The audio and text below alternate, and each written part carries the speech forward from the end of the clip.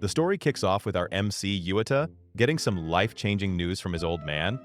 Dad drops the bomb that he's getting remarried. Apparently, he met his new queen at a bar while out with his boss. Dad got absolutely hammered, and she was the only one who stepped up to take care of him. Yuta thinks the whole thing sounds like a total scam, but Dad swears she's not like other girls and promises to introduce the new family tonight after work. Yuta is officially getting a younger sister. The two families finally link up, and the new sister, Saki, is already on guard. She was low-key terrified that Yuta would be some legendary creep, but she starts testing the waters with some sisterly riz. She notes that Yuta is a straight-A student who grinds at his part-time job every day just to save up for college. Saki decides to set some ground rules early. She goes on an emotional deep dive telling Yuta that she doesn't expect anything from him, so he shouldn't expect anything from her either. It's the classic "we're strangers living together" speech. But let's be real, we all know exactly where this trope is headed. Cut to Sunday and Yuta's dad is going full housewife mode. He's sweating bullets, scrubbing the house clean because the new baddie and her mom are officially moving in today. When the doorbell rings, our two giga-chads greet the ladies. Dad tries to rizz up the situation by presenting himself as the ultimate homemaker, which honestly just gets a laugh out of everyone. Yuta takes Saki to see her new room, which he and his dad prepped specifically for her. Saki is floored. The room is huge, and she's in shock because she finally has her own private space. Apparently, she used to live in a cramped spot where she had to share a room with two men. Saki notices Yuta is being way too formal with his speech. She points out that they're the same age and tells him he doesn't need to be fake nice just for her sake. Yuta asks if she'd honestly prefer it if he dropped the formal talk. She admits it would be way more chill and comfortable, so Yuta agrees, thanking her for being straight with him. This actually earns him the very first smile from our new stepsister. The moving process continues, but things get spicy real quick. While helping her unpack, Yuta accidentally stumbles upon Saki's bra. Remember guys, she's a stepsister. Instead of an awkward freakout, the situation actually makes Saki laugh. Yuta suggests that when school starts, they should probably act like they don't know each other to avoid the gossip. Saki is totally fine with that, even suggesting it might be better for his reputation anyway. Later, Yuta heads off to his shift at work. His female coworker immediately starts sniffing the air like a bloodhound, claiming he smells like a girl. She asks how much cuddling it took for the scent to soak into his clothes like that. When she asks if the girl is cute, Yuta admits she's actually pretty attractive. The coworker starts teasing him about a spicy romance, but Yuta just shuts it down with a classic dad joke counter.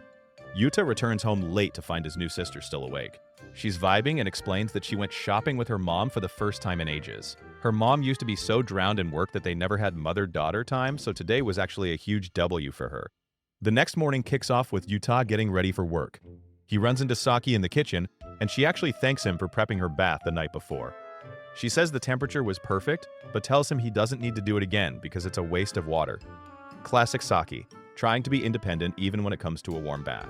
We cut to school, where Yuta meets up with his buddy and hears some absolutely wild gossip. Apparently, the school rumor mill is claiming that his new stepsister used to be a professional working girl. Some students are even yapping that they saw her leaving the Love Hotel district. Supposedly, some guy asked her out on a date, and she hit him with the same line she told Yuta, that she's not as bad as people say. Yuta isn't buying it though. He counters that the guy was probably just salty because she rejected his sorry ass. Plus, the guy spreading the news looks like a literal Discord mod, so his opinion is basically invalid. During PE, Yuta spots Saki chilling on the sidelines. We also meet her friend Maya, the type of girl who's somehow friends with everyone in the building. Saki asks Yuta why he chose tennis, and he explains he likes it because there are no team matches. He's a lone wolf who doesn't want to rely on anyone, or have anyone rely on him? Saki admits she's the exact same way. Yuta is surprised because she looks like someone who would want to be the center of attention, yet she doesn't fit in with her class at all. Saki just shrugs it off, saying she prefers it that way because it gives her more time for herself. Back at home, Yuuta's stepmom asks him to look after Saki. When Saki gets home, she knocks on his door to announce she's back and asks if he knows any easy, high-paying part-time jobs. She says she needs a lot of cash but doesn't want to waste time. Yuta tells her those kinds of jobs don't really exist, but then Saki drops a bombshell. I guess I'll just keep selling. Yuta's mind immediately goes to the Love Hotel rumors, and he starts panicking. But it turns out Saki just read in a book that if you want to make bank, you have to sell things. Yuta, showing his zero riz, tells her she should take better care of her body. Saki counters that she is taking care of herself to make money, and Yuata asks if she'd be brave enough to say that to her mom. Saki confidently says her mom would actually be happy about it. Talk about a massive misunderstanding. Over dinner, we learn that Saki's mom is a bartender with a basic education. Saki has spent her life hearing nasty comments about how her mom only uses her looks to get by. Yuta calls BS on the haters and tells her he totally gets where she's coming from.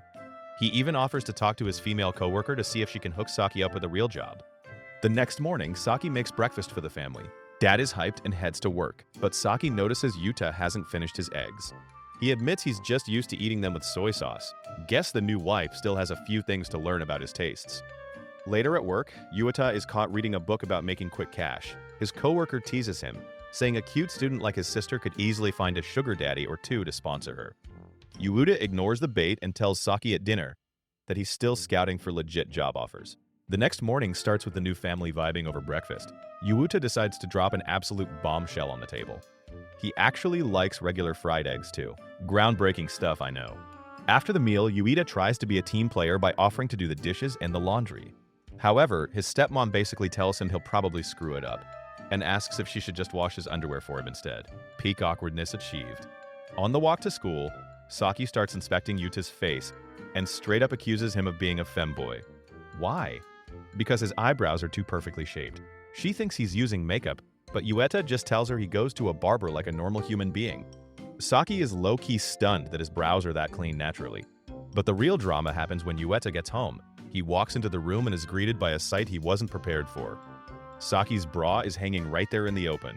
Panic mode engages immediately and he sprints out of the house, claiming he's late for work. While at his shift, he gets a text from Saki asking if he saw her lingerie. Talk about a heart attack in a text bubble. When Yuta finally creeps back home, Saki is waiting for him with a lecture ready. She teases him, saying his eyes were glued to her underwear and that's why he ran away like a criminal the second she caught him. She asks if he was worried she'd brand him a thief, then goes full big sister mode, reminding him that looking at his younger sister's lingerie is a major no-no. Yuta thinks she's just trolling him, but Saki doubles down, suggesting that for a split second, he probably thought about swiping it from her room. Eventually, she lets him off the hook, and we move on to the next day's PE class. At school, Saki's friend Maya approaches Yuta, worried because our resident baddie has been looking extra depressed lately. Yuta sends her a checkup text, but Saki just hits him with a dry, "I'm fine." Later that night, the two are back at the dinner table. Yuta admits he still hasn't found her a high-paying job yet. He also tells her she doesn't have to cook for him every single night and that he can handle himself. Then, the show hits us with a cryptic flash-forward sequence, giving us a taste of the spicy drama waiting for them in the near future. Back in the present, Yuta tells Saki he's genuinely worried about her, and she actually apologizes for being distant. We then get some heavy lore. Saki reveals that when her mom started working double shifts to provide for them, her biological father turned into a total monster, accusing her mom of being a working girl. Yuta relates, mentioning his own dad had similar issues, though in his case, it was more of a general paranoia about women. To lighten the mood, Yuta tells her that he's totally fine with her calling him Oni-san, brother, from now on. Saki flashes a rare, genuine smile, looking happier than if he'd actually found her that job. The episode kicks off with Yuta having a sudden existential crisis. He realizes that even though they live under the same roof, his new stepsister is basically a complete stranger. It hits him that he's now sharing a house with a random girl he barely knows, and the vibes are definitely getting complicated. But there's no time for a mental breakdown. It turns out Saki is actually desperate. She absolutely tanked her last literature test with a pathetic 38 points. She admits she's always been trash at the subject because she's an empathetic beast. She literally cannot wrap her head around what fictional characters are feeling, or why they act so irrationally. Yuta is surprised because around him she actually seems to try and understand his perspective. Saki reveals that if she doesn't fix her grades, she'll be stuck in summer school, which would ruin her plans to grind for cash during the break. Since Yuta still hasn't found her a job, the least he can do is help her pass. As they dive into the study session, Yuta notices Saki is actually great at essay questions, whatever that means, but she leaves the analytical sections completely blank. They start discussing a text that, surprise, surprise, is all about forbidden love. The situation in the book mirrors our step-sibling duo a little too perfectly. They start yapping about psychological sensitivity and how different people interpret the same emotions. Yuta asks her if she can imagine a situation where someone can't express their true feelings or is stuck in a deadlock where they can't make a move. Saki has a light bulb moment, realizing that literature grades are less about experience and more about understanding the logic of emotions. After hours of grinding, Yuta promises her the makeup exam will be a walk in the park with her new knowledge. Saki actually thanks him, calling him a great teacher. The next morning, Yuta tells her not to worry about making breakfast so she can focus on the test. At school, Saki's friend Maya is lurking in the shadows, spying on Yuta. She decides to jump scare him by calling him Ani-san, big brother, and starts teasing him by mimicking the way Saki talks about him. Yuta plays it cool and asks Maya if she knows any tricks to help Saki study more effectively. Maya mentions that Saki usually listens to whatever music is trending on the charts because she's too lazy to find her own playlist. Later, Yuta is at work complaining about the absolute nightmare of a shift he's having. His coworker laughs at him for being so disrespectful to their beloved customers. Yuta asks her for study tips, and she introduces him to some lo-fi beats. As Yuta listens to the track, he starts having deep flashbacks about his new family's past. He takes the music home to Saki, recommending it as the ultimate study aid. He mentions it came from his coworker, but warns her that the girl's personality is a bit weird, leaving Saki curious about the people Yuta spends his time with. The day kicks off with the usual family breakfast, but Yuta is moving like a zombie because he overslept. Saki is still out cold in her room, probably because she was pulling an all-nighter grinding those literature studies we saw earlier. We cut to Yuta's job where his senpai coworker makes a move and invites him to a movie after their shift. On the way to the theater, she acts all considerate, asking if he needs to text his little sister so she doesn't worry about him being late. Inside the cinema, Yuta can't help but roast his senpai's snack choice. She goes full logic.exe has stopped working, ordering a massive bucket of greasy popcorn but pairing it with a Diet Coke to balance it out. After the movie, things take a dark turn. While walking him home, Senpai drops an absolute psychological nuke, claiming she only has 6 months left to live. Yuta is shook, desperately hoping she's just pulling his leg with a twisted joke. The next morning, Saki confronts Yuta with some serious accusations. She caught him red-handed covering her with a blanket while she was napping. Yuta pleads guilty, but insists he only did it so she wouldn't catch a cold. Saki accepts the protection and then gets nosy, asking if he went to the movies yesterday. Yuta gives her a quick review of the film and recommends she watch it, thinking it might actually help her understand those tricky literature themes. Back at the shop, Yuta is helping Senpai restock the shelves when the baddie herself walks in.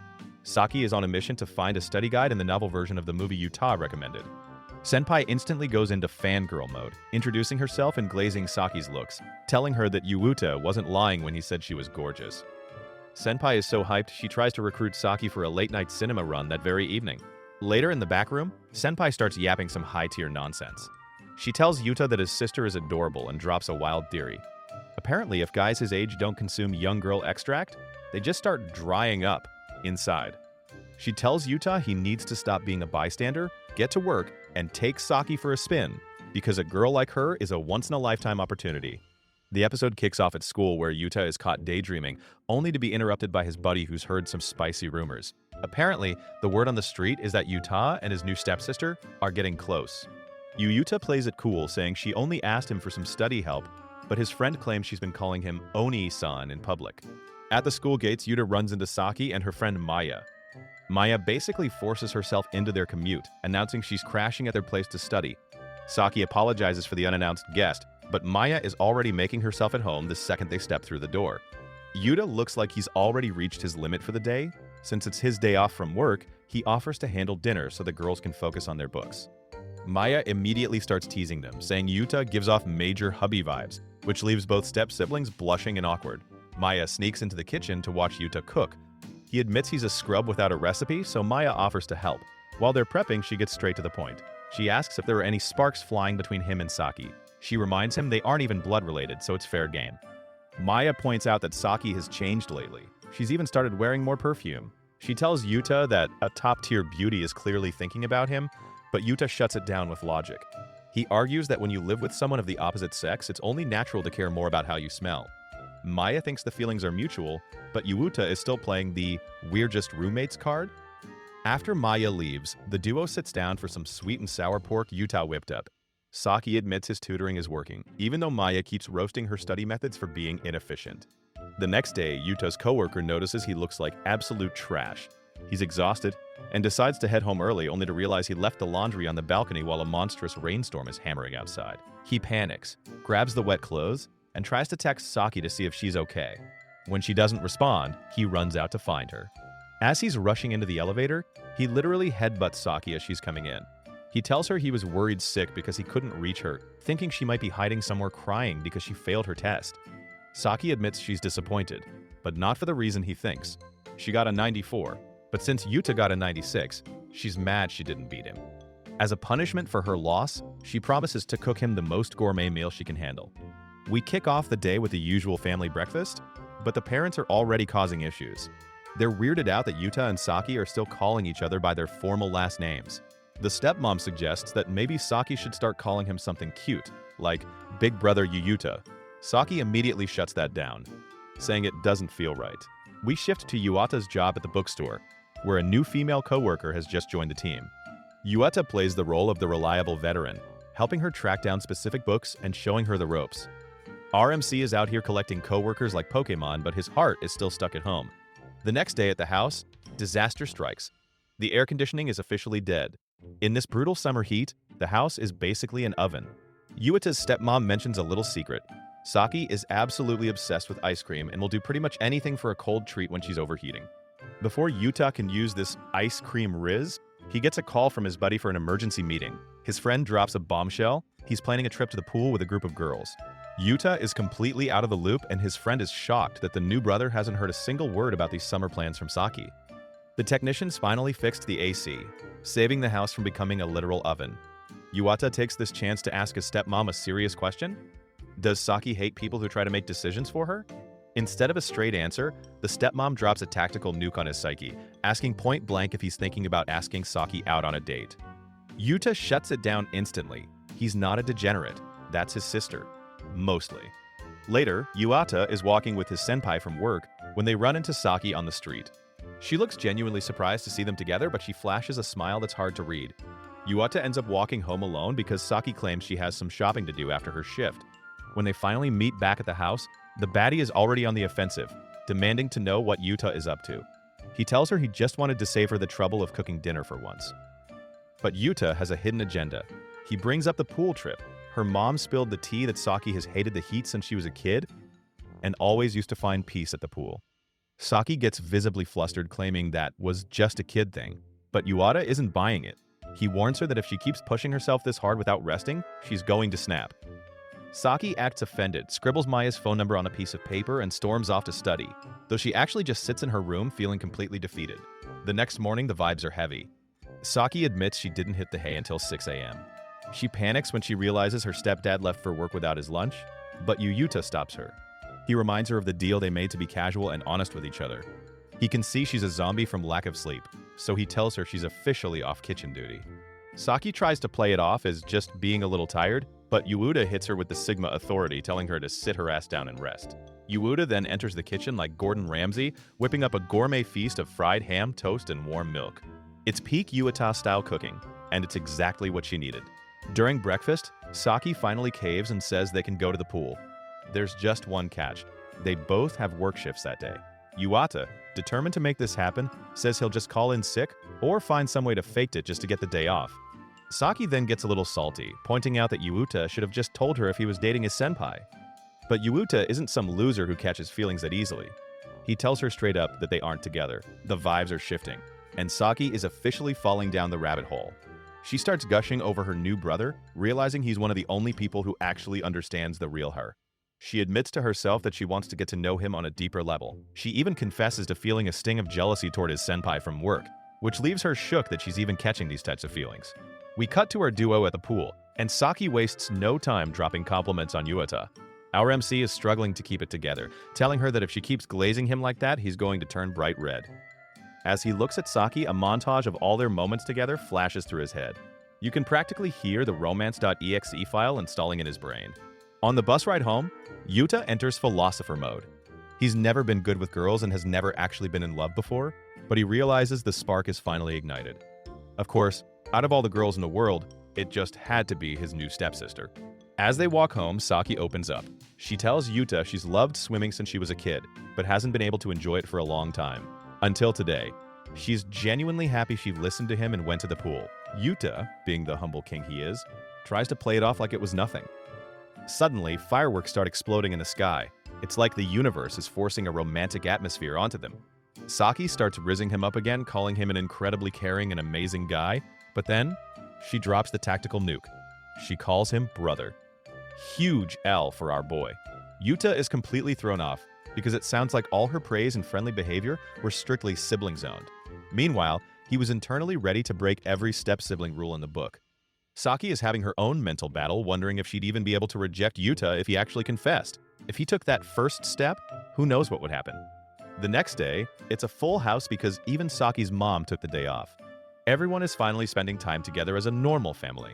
Saki looks at her mom, seeing how truly happy she is in this new marriage, and makes a heartbreaking decision. She vows not to ruin her mother's happiness by acting on her forbidden feelings for her stepbrother.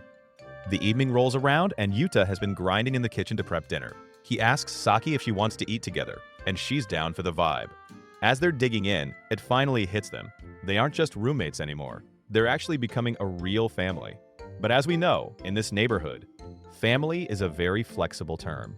Back at school, Yuta is catching up with his resident Discord mod friend. The mod drops a tactical observation, admitting he straight up thought Yuta had fallen head over heels for his new stepsister. Yuta tries to play it cool, but when a guy who moderates 3 subreddits calls out your love life, you know it's getting obvious. Meanwhile, Saki is chilling with her classmates. They're trying to recruit her for some group activities, tossing out ideas like bowling or a group study session. Our baddie is officially becoming part of the social circle, but her mind is clearly elsewhere. We shift to the bookstore, where Yuta senpai is back at it with the dad jokes about sisterly love. She teases him, saying that if his heart ever gets broken, he can always go find healing in a friendly hug from Saki. Yuta shuts it down immediately, reminding her, and himself, that she's his sister and he shouldn't even be having those kinds of thoughts. Nice try, senpai. But then, senpai mentions that her university is hosting an open house and tells Yuta he should definitely drop by to check it out. The season finale kicks off with Yuta out on that lunch date with his female classmate. But he can't even focus on his food because he spots Saki walking with some random guy outside the school. His date notices he's acting weird and asks if his problems are actually matters of the heart.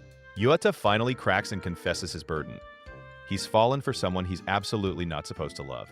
He explains that if he follows his heart, he gets what he wants, but it'll ruin the lives of everyone they know. The struggle is real. Later that evening, the girl asks Yuta to go out on the town with her, clearly trying to shoot her shot. Meanwhile, Saki is at the market, dealing with a persistent guy who's hounding her with questions, asking if she's single or if she's got her eye on someone. She shuts him down, but the tension is rising. Yuta sends Saki a text saying he's going to be out late, leaving the vibes at home frosty. The next morning, the duo sits down for breakfast, and the normal sibling act finally shatters. Yuta mentions he saw her at the market yesterday while he was at the restaurant across the street, specifically noting he saw her with another guy. Saki fires back, asking where he was and who he was with. Yuta admits he was out with a girl, and the jealousy in the room is thick enough to cut with a knife. Finally, Yuta summons his GigaChat energy and drops the truth. He tells Saki he has incredibly strong feelings for her. Saki's first instinct is denial. She calls him a liar, saying he'd never be stupid enough to do something like that. But Yuta doubles down. He truly, deeply likes her. Saki starts drilling him with the hard questions. She asks if he likes her as a sister, or if he actually wants to touch and hug her. She asks if he gets jealous when he sees her with other guys. Yuta is cornered. Unable to handle the heat, Saki bails from the table and locks herself in her room. Yuta follows, and through the closed door, he can hear her sobbing into her pillow. Saki finally lets him in, and instead of a lecture, she pulls him into a deep hug. She confesses that whether his feelings are brotherly or romantic, she's just happy to be loved by him. She admits she isn't even sure if her own feelings come from him being her brother or something much deeper, but she knows one thing. She wants to comfort him. She tells Yuta that if he can just hug her whenever she needs it, she'll be happy. But then, reality hits. She reminds him that they cannot ruin their parents' happiness. They make a heartbreaking pact. In front of the world, they must remain nothing more than brother and sister. Even if they aren't blood-related, and even if their hearts say otherwise, they will carry this forbidden weight together in secret.